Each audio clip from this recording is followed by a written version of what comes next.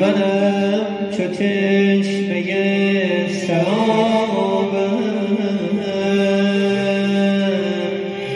چو نقش آرزو برآبم،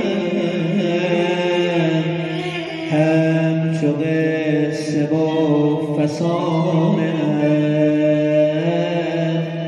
همچو قصه و فسانه، بلرزدم دل از نسیمی،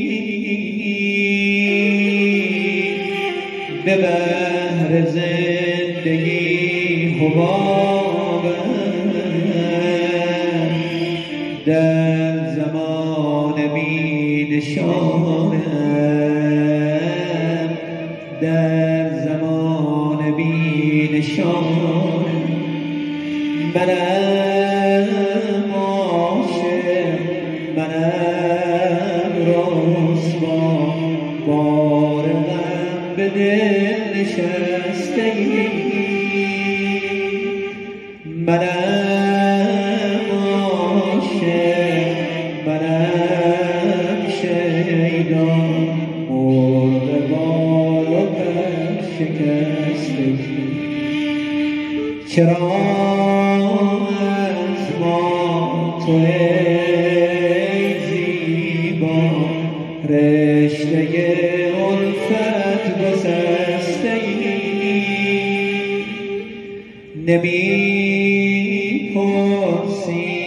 ز حال ما،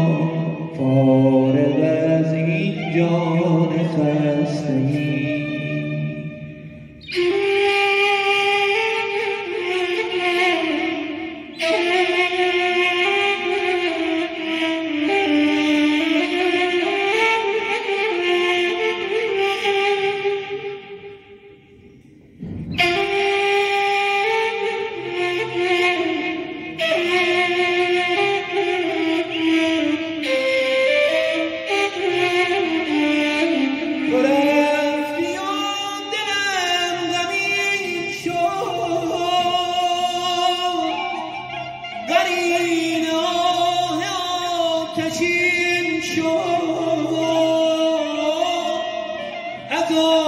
شبی که برنگشتی،